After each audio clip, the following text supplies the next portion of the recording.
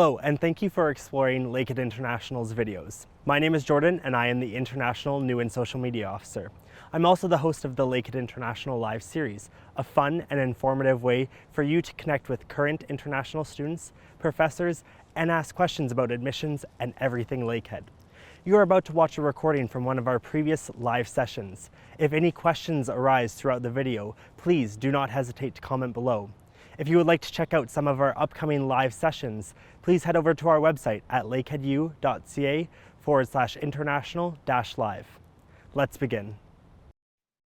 Hello folks, and welcome to another Lakehead International Live. My name is Jordan, I'll be your host today. I'm really excited for another international lecture showcase. We are joined by one of our faculty members from Interdisciplinary Studies on our Aurelia campus. I'll introduce her in just a moment, but before we begin, I want to thank you for joining us. Whether it's your morning, your afternoon, your evening, we're certainly excited to have you. We hope you're ready to learn more and get a taste of what it's like to be a student here at Lakehead University in this sample lecture. I'm also joined by my co-host, Patrick Carr, who is an international recruitment officer. I'll introduce him in just a moment as well. But before we begin, thank you again for joining us. If you haven't met me before, my name is Jordan Ball. I'm the International New and Social Media Officer. I help run all of our live events, our digital experiences, our social media channels, as well as the Global Ambassador Program here on the Thunder Bay campus. With that being said, I'll pass it over to Patrick, and then we'll introduce our special guest. Yeah, thank you, Jordan. Good morning, good afternoon, and good evening to our students joining us from around the world. My name is Patrick Carr. I am one of the international recruitment officers here at Lakehead University, typically working with students from the Middle East, Africa, as well as the Caribbean, but happy to be here today to answer any questions behind the scenes on behalf of all my colleagues. So thank you for having me. Awesome. Well, thank you again for joining us, Patrick. He'll be answering questions throughout the session behind the scenes that are related to Lakehead University. Of course, if there are questions about today's sample lecture, we'll be working those into the live presentation. We'll be engaging you with some polls and some more chat feedback. And then, of course, at the very end of our session, as always, we have an open Q&A period.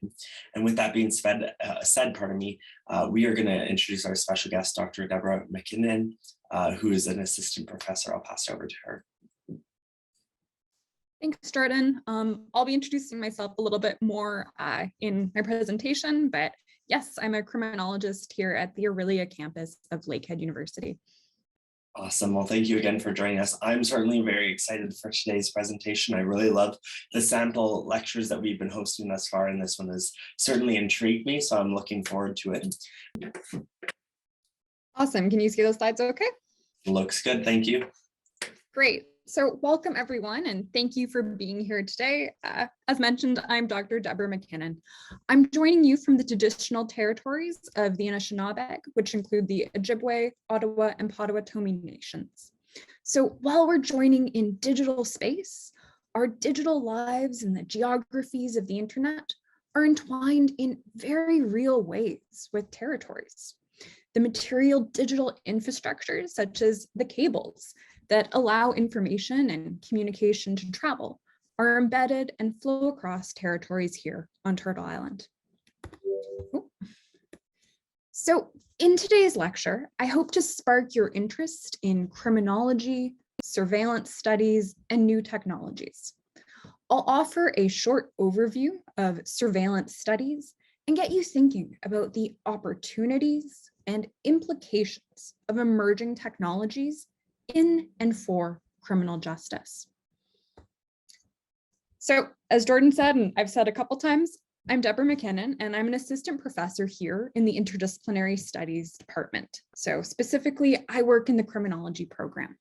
Now, don't hesitate to reach out. I've included my contact information here and throughout the lecture. If you have any questions or would like to learn more about our criminology program, and do use the Q&A in the chat as well. So I'm a criminologist, and typically when I say that, people get excited. They like to tell me about their favorite crime drama, or they start asking me tons of questions about serial killers or crime scene investigation. Now, to be very clear, crime scene investigation is nothing like what you see on TV. Much of criminalistics and forensics is based on the life cycle of various flies. So yes, far less sexy than the CSI technology you might be thinking of. So that's not really criminology, or at least the criminology that I do. My work and most of my discipline is very far from what you see on TV. And while it's less sensational, criminology is a fantastic discipline that draws on sociology, law, economics, psychology, biology, and a bunch of other disciplines. And here at Lakehead, we have instructors that cover a broad range of research. Most of my work and publications focus on policing and private security, as well as urban governance, law, and privacy. But ideas of social control and the importance of new technologies cut across these main themes. So my recent research has examined the creation of public-private surveillance networks and the adoption of smart city technologies in global cities. Previously, I've worked for the Office of the Privacy Commissioner of Canada, and I'm currently a consultant on a couple government projects right now, one that's looking at workplace surveillance. Now, today, I want to give you a crash course on surveillance studies, what it is, who's responsible, and what are the opportunities and challenges. Now, I realize that my gif of Sting might be lost on you. So Sting being the lead singer of the 1970s UK rock band, The Police. But I want to talk a bit about what we associate with surveillance. So take a couple moments and in the chat, write down whatever comes to mind when I say surveillance. So put down your impressions in the chat.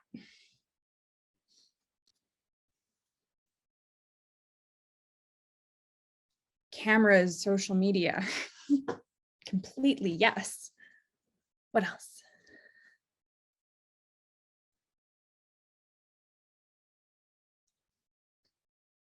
Governments, cameras throughout the city, monitoring actions. Great, so many fantastic examples there. We're going to talk about a bunch of them.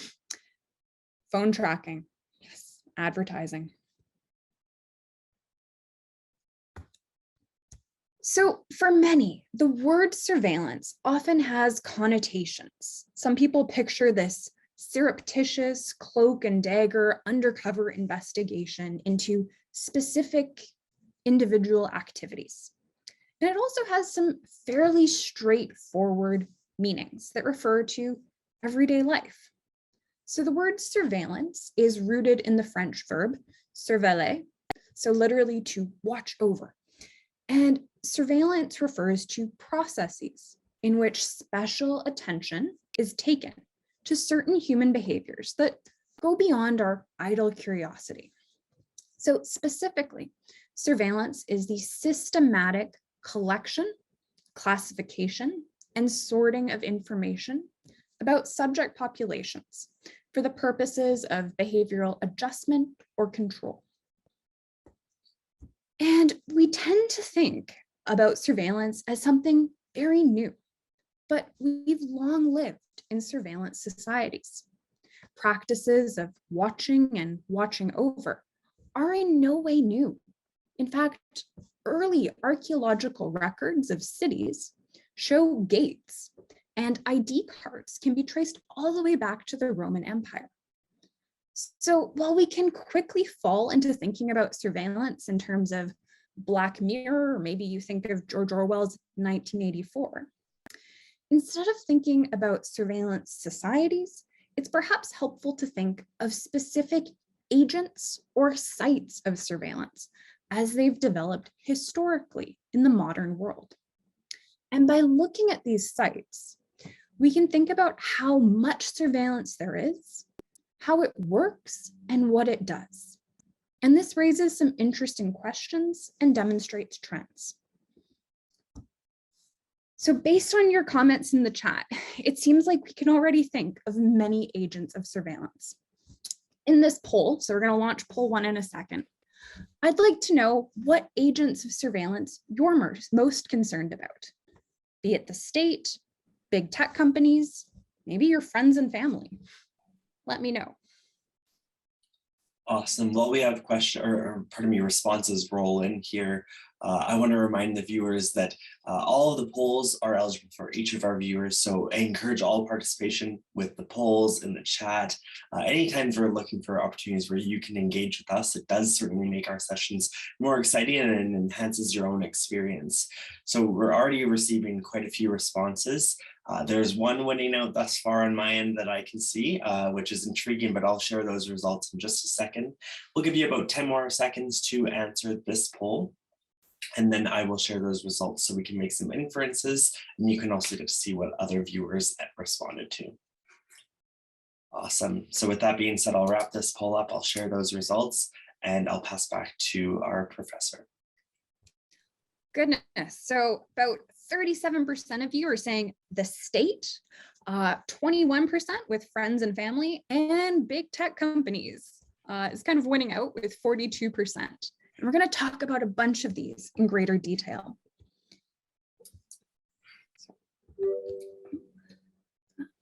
Okay, don't know if I got that right, Jordan. There we go. So you're probably all familiar with some concept or conception of Big Brother. So state surveillance. And the 2011, can't believe that was a decade ago, revelations made it very clear that Big Brother is not only real, but one that we've seen a shift from targeted surveillance to mass surveillance. And we're increasingly seeing the globalization of surveillance technologies and information sharing. So for instance, here in Canada, we're a member of the Five Eyes, which is an Anglophone international intelligence alliance between Australia, New Zealand, the United Kingdom, and the United States. So they've all signed on to multilateral treaties to share signal intelligence, which is basically the communication interceptions the governments track and are traced and are then shared. Now, as I mentioned, much of what we know, but this really should be in the past tense, so rather new, came from the Snowden revelations. Snowden was a former subcontractor for the CIA, so the US Central Intelligence Agency. And he was responsible for leaking highly classified information from the National Security Agency, so the NSA. And his disclosures revealed numerous global surveillance programs, many run by the NSA and Five Eyes, with the cooperation of telecommunication companies, so think big tech, as well as various other governments. And these revelations prompted a cultural discussion about national security and individual privacy that's still ongoing today.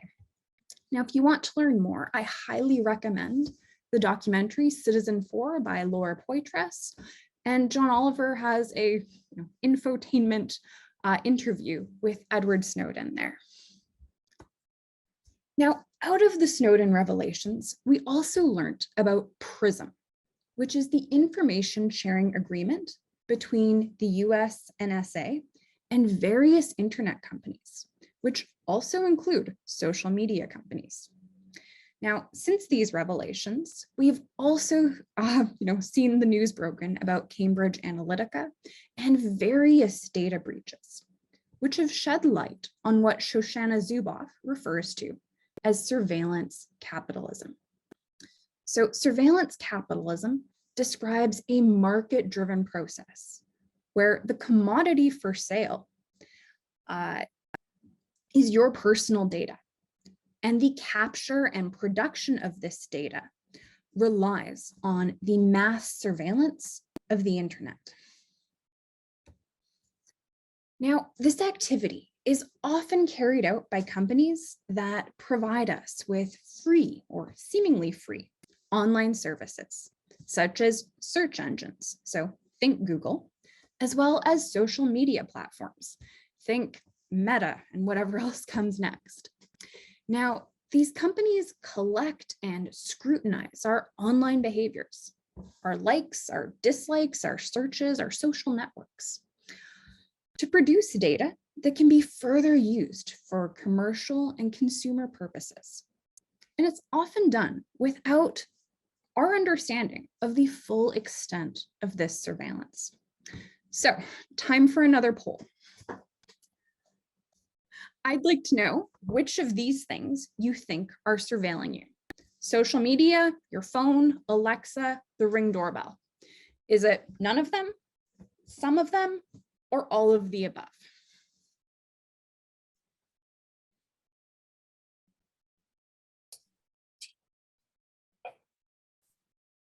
Alrighty, folks. So as responses roll into this question, it looks like there's a clear tie actually between a couple answers. I think you may start to already guess which ones are tying, but it's always interesting to see which one is going to take the cake at the end of the day, I like to say.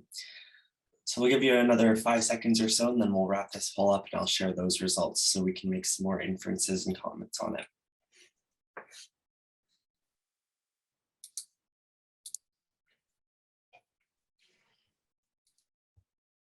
Awesome. So it looks like we're all in there. I don't know if I jumped the gun, but yes, there is quite a tie between some of the above and all of the above. Now, the answer is all of the above. Even if you have a not so smartphone, chances are it is being used for some form of surveillance. Your social media is surveilled, the various smart objects in your home, even if you've maybe tried to turn on the privacy enabling protections, your Ring doorbell maybe, are still surveilling you. Okay. What have I done there? Again, if you want to learn more, I've put a couple documentaries and infotainment there in these slides. Now, between Big Brother and the Big Other, so big tech, one can quickly start to feel like we have very little control or even a role in surveillance, that it's this top-down thing that is imposed upon us that we can't really opt out of. However, we are all in some way or another actively internalizing forms of surveillance and actively participating in it. So in terms of policing, in my own work, I've studied how social media was used to police and to crowdsource the identities of 2011 Stanley Cup rioters. But I'm sure just thinking about your own use of social media, you've probably engaged in some more mundane surveillance practices. Have you ever creeped on someone? Maybe watched someone on Find My Friends or Snap Map or whatever the latest one is?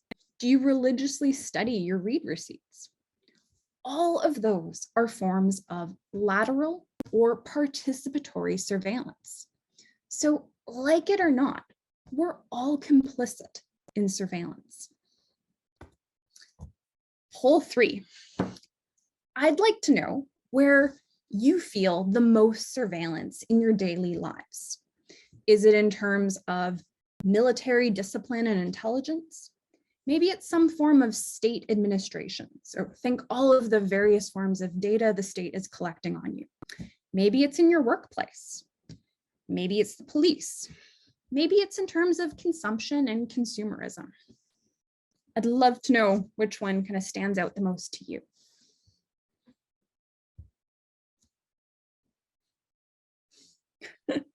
So once again, I'll remind our viewers, this is your opportunity to participate. This is a single choice answer, so pick the one that best reflects how you feel, which is surveilling you most in your daily lives, and of course considering whether that daily life is at home, whether it's at work, whether it's at school. Those all may have different surveilling techniques or strategies, or one may take precedent over the other. So I'll give you another 5 seconds or so to answer this question. And it looks like we have some good responses here. So I'll wrap this poll up and I'll share the results. And once again, we'll chat about those. Yeah, no, fascinating to see this. So looks like kind of consumerism and consumption, as well as workplace surveillance, are winning out for now. And this currently kind of reflects, for the most part, global trends we're seeing.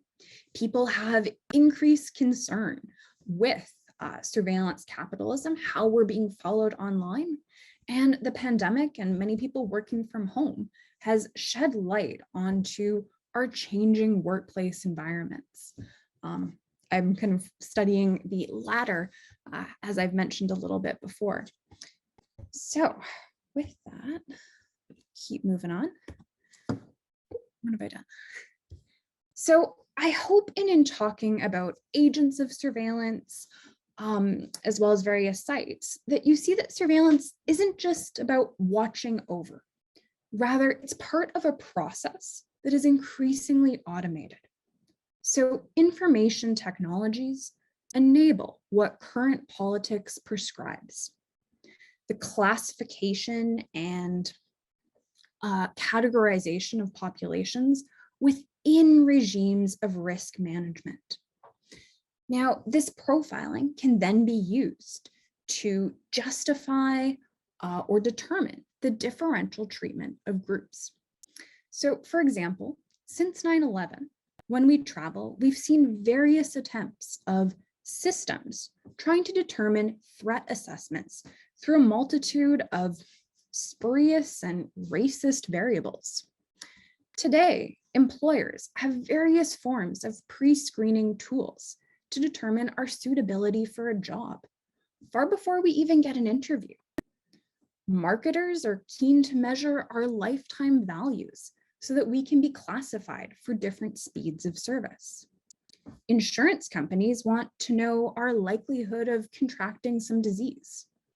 Law enforcement agencies want to work out our propensity for committing various crimes. Even our postal codes, zip codes, or your mailing address, depending where you are, can slot us into socioeconomic niches. This can then impact our calls for service. This data might be used to decide whether or not an ambulance is sent to you, whether your garbage is collected. So in other words, surveillance has the potential to limit life chances and choices. So, given this sorting and discriminatory potential of surveillance, one question I get asked a lot is surveillance good or evil? In the poll, let me know. Awesome. I'm really excited to see the results from this one. It's certainly an intriguing question after the presentation we've heard, sort of that high level overview of whether it's big tech companies, the state, whether it's and the methods and how they surveil us. I'm intrigued to see how these responses come in to see whether or not it is good or evil, as it's been phrased. So I'll give folks another 5 seconds or so, and then we'll wrap this poll up as the final poll, but there's still opportunities to engage and pose questions. So I do want to remind our viewers, if you have a question that is intriguing to you or pressing that you would like Dr. Mackinnon to answer, or of course, if you're curious a bit more about Lakehead University, you are more than welcome to submit those in the chat to Patrick. So I'll wrap this poll up and I'll share those results.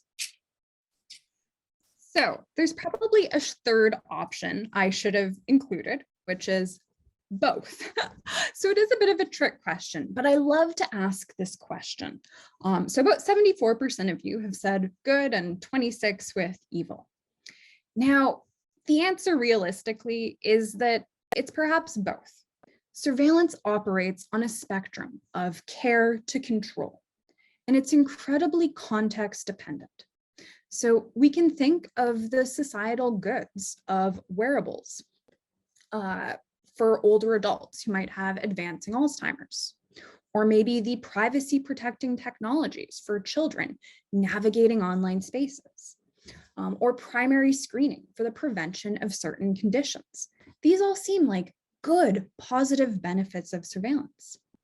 But at the same time, in all of those cases, we need to be critical of the loss of autonomy and the loss of social connections that come with wearables for older adults, the paternalistic and generational conceptions of privacy that might be out of touch with how youth navigate online spaces.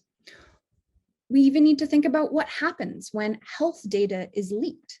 So that same material that's being used for pre-screening might be taken by a third party and resold. For instance, when Grindr shared its users' HIV status with third parties and sold personal data. So the big takeaway is that surveillance isn't inherently either good or bad, but it is never neutral. And this is incredibly important to keep in mind as surveillance becomes increasingly automated and algorithmic. So bias is written into code, technology, even maps. So in this last bit of the lecture, I want to conclude with a couple other questions I get asked through examples.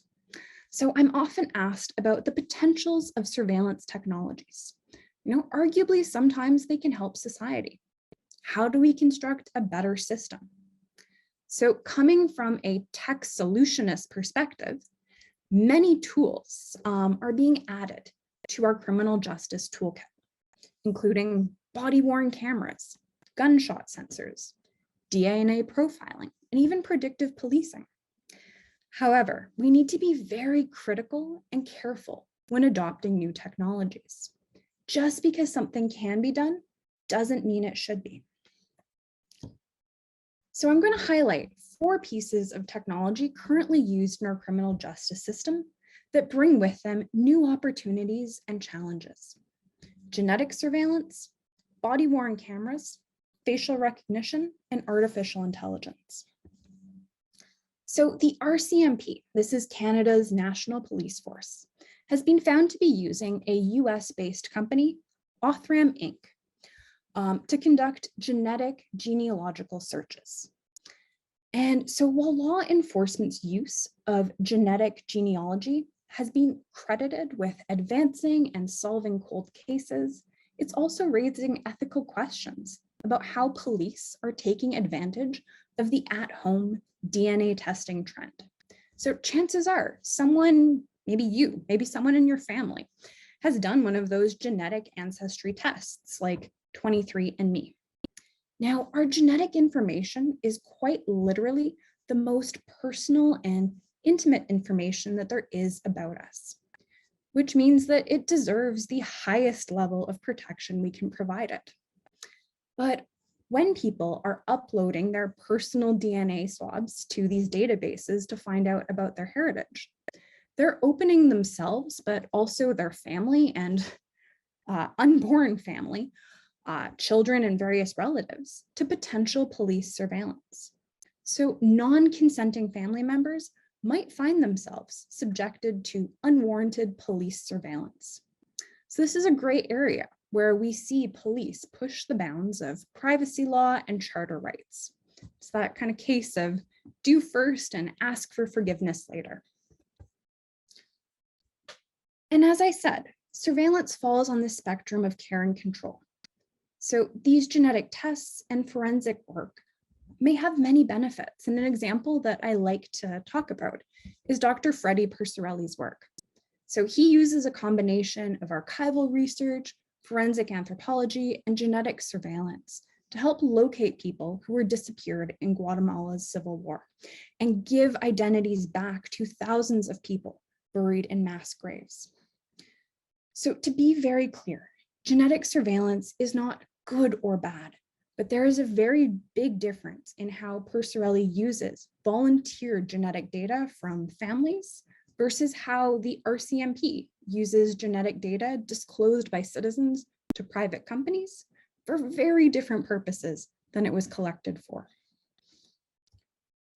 So in the last 2 decades, we've seen the expansion of video surveillance to promote accountability and help produce crime-related data collection.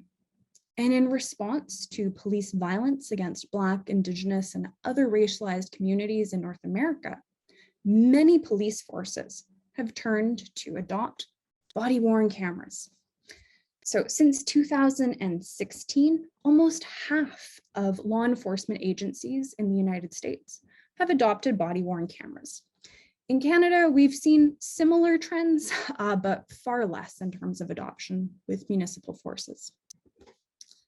Now, these tools form an ever-expanding kit of legal, technological, personal, and symbolic tools.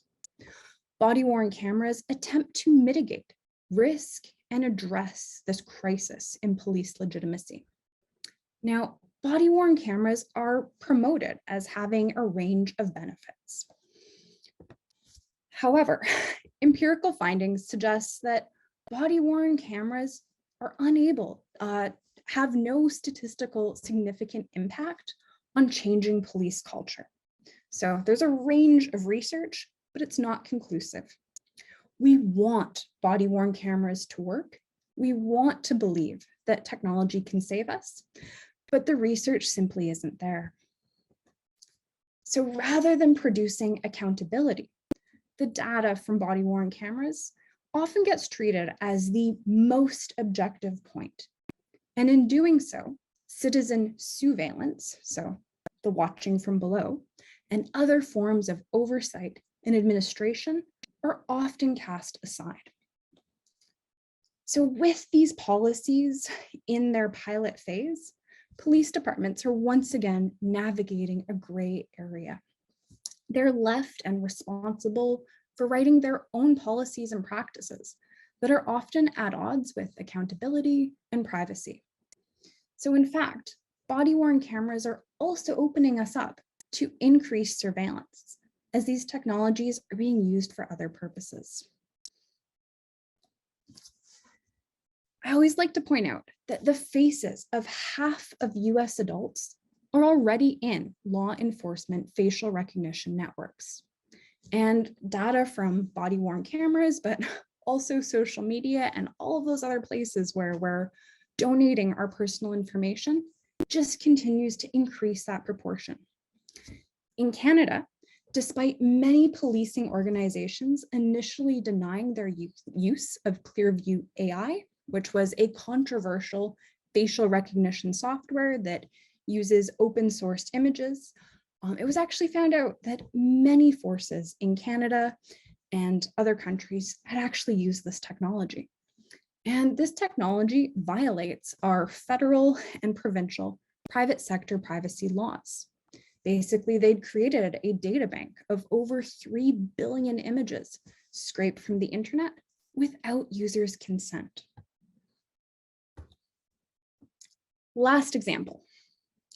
So in recent years, machine learning algorithms, which have promised governments and private companies the power to clean all sorts of information, some of it based on people's appearances. One of the most notorious examples was from a few years ago, when researchers claimed that they had trained an algorithm to identify criminals simply based on the shapes of their faces. Now, to be clear, this research, like criminological theories of phrenology from the 18th century, have long been disproven. And the reemergence of this research raises clear scientific flaws of what goes into the creation of algorithms, as well as the moral questions they pose. And to be clear, artificial intelligence isn't just being used by police. In fact, one of the most controversial tools by far comes after police have made arrests. Increasingly today, we're seeing criminal risk assessment algorithms used for bail processing. So criminal risk assessment tools are designed to do one thing. They take in all of this data about a defendant and then spit out a recidivism score. So how likely is it that someone will reoffend? Now, this idea sounds great in principle. Turning all of this data into numbers might reduce bias. But unfortunately, it doesn't. It doesn't because the data that feeds these algorithms is based on historical data, which says more about policing and potentially systemic racism than it does about any reality of crime or threatened communities. Now, because most risk assessment algorithms are proprietary, meaning they're created by private interests, it's impossible to interrogate the decisions or hold them accountable. So to conclude, I'm running close on time here. I want to leave you with another question I get asked a lot. Why should I care? I don't have anything to hide. Now, I'll admit, a younger version of me before I came to this area has probably said something to this effect. And we probably think these things in our everyday lives as we give up information. But I want to be clear. This is a very entitled stance to hold. When we say things like this, one, we're giving up rights. So rights to privacy are entrenched in charters and law, and the onus is on government to justify any intrusion. And the age of mass surveillance has changed that. Two, when we say things like this, we're falling prey to a false dichotomy. So this false balancing act between safety and privacy. These things are not binaries. They can come together. So the security that is promised by surveillance is in many ways an illusion. Three, when we say things like this, we're holding blind faith in authority to use information for justice, fair, and responsible purposes. However, there are countless examples in Canada, from missing and murdered Indigenous women and girls to cases of extraordinary rendition, secret trials, and torture that should cause us to be critical of this assumption. Four, when we say things like this, we're making assumptions about technologies that we can't see into, that we simply don't understand. So in many cases, we're putting faith in algorithms that not even their creators fully understand. And five, and finally, we're failing to understand the differential impacts of surveillance. I hope what you've taken away from this lecture is that surveillance does not impact people equally. It often exacerbates inequalities, targeting the most vulnerable members of our society. So thank you so much. Once again, I'm Debra Mackinnon. Here's my email and a QR to my website if you'd like to get in touch. Awesome. Thank you so much for joining us on that sample lecture. I found it extremely interesting myself. I know I'll remind our viewers, if you have questions about today's lecture, if you have questions for Dr. Mackinnon, please use the Q&A to submit those now. I've already received some in the Q&A and we've received some in the chat. So in just a moment here, we'll begin answering and addressing those. But once again, thank you everyone for joining us, of course. Before we let you go though, we certainly do want to dive back into those questions. So on that note, I'll flip over to my PowerPoint, perfect. And we will dive into some of those questions. So one of the first ones I received partway through the session was, what recommendations do you have for protecting your privacy online? So as an individual user, what can you do in your everyday lives to protect your own digital privacy and your own rights? It's incredibly hard. And, in many cases, we don't think of some of our actions as, necessarily being surveilled or, necessarily bad. As I've tried to highlight, there are many cases where, volunteering information can have positive outcomes. But it's something we need to be critical of and really thinking about. And I hate to say it, but at times there does feel like there's very little we can do. Big tech has made it very impossible to opt out of certain forms of surveillance. So while there are some privacy protecting things you can do in terms of which online browsers you're choosing to use, how do you sandbox your information, do you turn off various cookie settings and whatnot? So if you are interested in thinking a bit more about that, I highly recommend, there's many websites. I can maybe find one later and plop it into the chat in terms of small opt-out things you can do. But I hate to say it, in the larger scheme of things, we are in a surveillance society. Something that I've personally found rewarding is trying to change our federal privacy legislation, trying to be a privacy advocate for others. Awesome, very interesting, good to know. Another question we have is, do you think the public would be more or less accepting of surveillance technology if they knew and the government was more transparent about its use?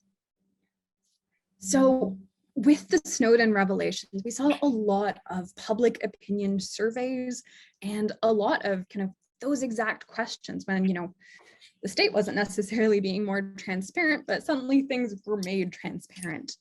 And turns out people didn't necessarily always like these intrusions.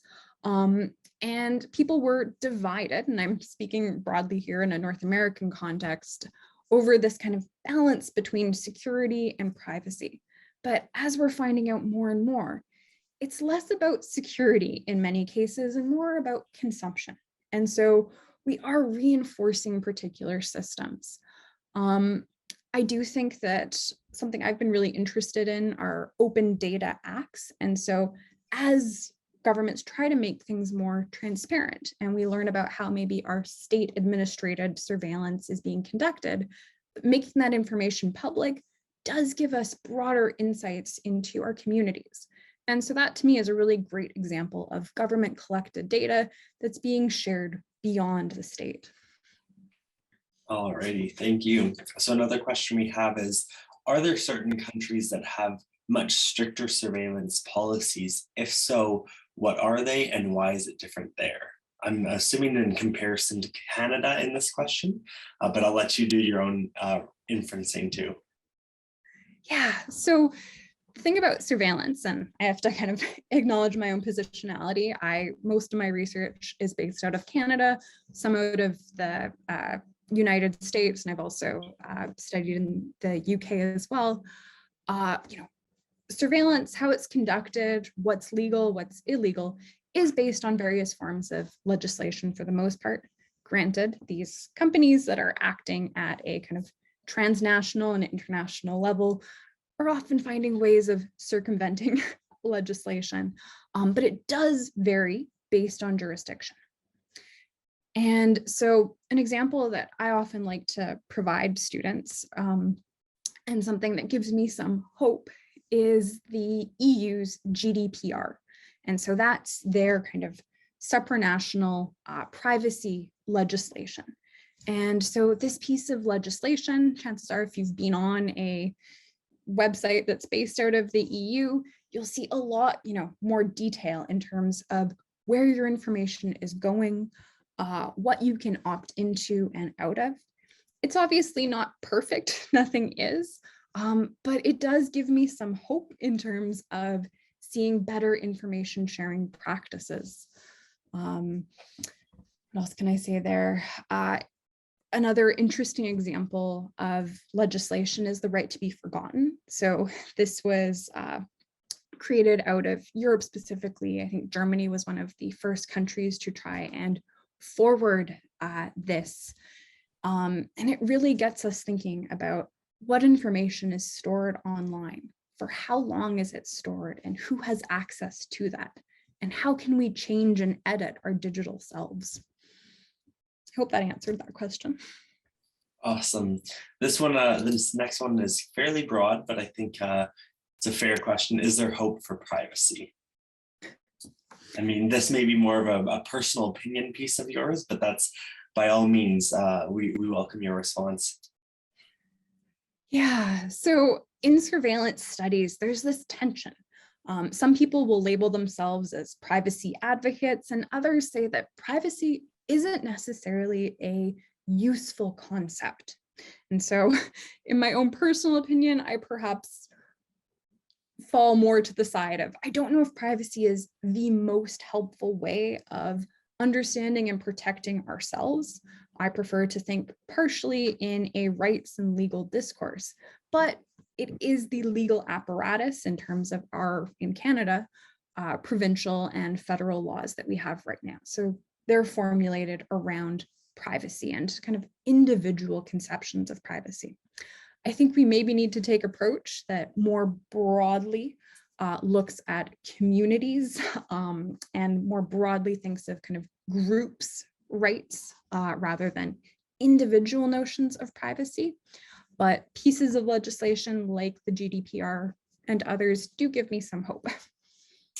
Awesome. We have another question. It says, it seems like a lot of people, maybe just in North America, are accepting of the amount of surveillance because they like the customized experience they get in smart technology and consumer activities. What do you think about this? Definitely, great point. It's something we talk about a lot, is this kind of privacy versus convenience, and what are the various trade-offs. And so, I'll admit myself, when Apple Music suggests something else that I might be interested in listening to, and the algorithm gets it right, I'll enjoy. I like learning more about my own music tastes that way. But I think we need to be careful there in terms of the slippery slope that this opens us up to. As I tried to kind of talk about through various examples, these customizations and the various consumer-based information that we're handing over, often without choice, does get used for social sorting. And for some, and once again, we see intersections of privilege here, this really determines life chances and choices. How might this information be used against various groups in a variety of settings? For sure. I mean, speaking from my own experience, I certainly like when Apple Music makes recommendations for my own playlist. It certainly gets it right pretty much all the time. But then even considering when you're online shopping and maybe you aren't too sure about that pair of pants or that hat, those sunglasses, and then those companies typically find you after the fact, whether you're scrolling through your feed on Instagram or you're on Facebook and you see that pop back up. That may be the opportunity where then you recognize, okay, they're not for me. Those are not going to suit that style. Or maybe at that point, you're like, let's go finish the checkout. Let's put those in my cart and say goodbye to that money, essentially. But in the same approach, there's the consideration of people that have smart devices that are, as people like to say, constantly listening to you. And maybe, for example, my family, we were talking about our dishwasher had just broken, and then within the same 24-hour period, on my parents' phones and my phones, we started getting dishwasher ads. And so it brought this whole family discussion around the idea of like, when you're looking for something of need, it's convenient that it came up because we started getting great dishwasher ads. But at the same time, like you said, it's that slippery slope of where do you draw the line? When do you stop sharing information? Especially you're noting about some of the health records that have been leaked or sold as for a pretty penny, essentially. And that's deeply personal to most people, as their health records, and beyond that, of course. Completely. Another example there, this came out of the States a couple of years ago, but based on someone's purchasing information, they were able to determine that this person was pregnant, and they sent them various pushed ads for things you might need if you're expecting, that their family then saw, which once again, violation of their privacy rights, of what's being sent, what's being shared. And, there's definitely a very clear, at least through these examples, line between convenience and when this information becomes hazardous. Awesome. And we have another great point by one of our viewers. It says that, for example, the Apple algorithm reduces our exposure to something unexpected. We only get served the things that reinforce who we are now and always. That's an interesting point to make, of course, because it's certainly true. These algorithms typically know you as a user profile or in a demographic in a group of society, and they target you quite well based on the information they know. But again, it introduces that slippery slope. So Debra, do you have anything to add to that or make a point of on there? So fantastic point. What you're getting at in a more sociological or surveillance studies sense is referred to as our data doubles. So these pictures are being produced of us online and in various spaces. But the question always is, how accurately do they represent ourselves? Are these drawing an accurate picture of them? How do we edit them? How do we change these things? How are we being determined and kind of prefigured by various technologies? And scholars kind of argue that these technologies, be it algorithms, machine learning, are limiting our ability to flourish and become in many ways. That as we're being depicted by these machined systems, that we are losing part of ourselves in some ways. A great example or case, a great piece of media that I love to direct students to, and something that I worked quite closely on, is the Screening Surveillance Film Project. So I'm not quick with the links. I'll try and put it into the chat fairly quickly. But this was a project done at Queen's Surveillance Studies Center, where we wanted to imagine some near future examples of what surveillance technologies might become. And so there's 4 films, I worked on a couple of them, that look at various ways that our digital doubles are being drawn. And so one example is a film called Frames, which was written by a science fiction writer, Madeline Ashby. Anyway, I'm getting into far too many details, but the point being is that it's this near future speculative piece that asks, is the smart city correctly understanding this woman's actions? And what are the implications of this? So I'll go and find a link to that. And then just as a content warning, it does deal with some very sensitive and perhaps triggering information that is posted online, but it is a great film. Awesome. So I hope to our viewers, this has given you an opportunity to get a taste for what it's like to be a Lakehead student. Of course, this would be one lecture of many in a semester-long course with Dr. Mackinnon or one of our criminology professors. You go through so many themes and topics within criminology, and so I encourage you, if we have piqued your interest in that subject matter or that area of study, you may consider going online to look more into the course calendar for this upcoming fall term. For those incoming students that are joining that class in 2022, the course calendar and that timetable will be available most likely within the next month or so, and then registration should be opening in June, which is exciting. So keep your eyes posted for all of that. Debra, I'll pass back to you to chat a bit more about the links you just shared, and then we'll wrap up today's session.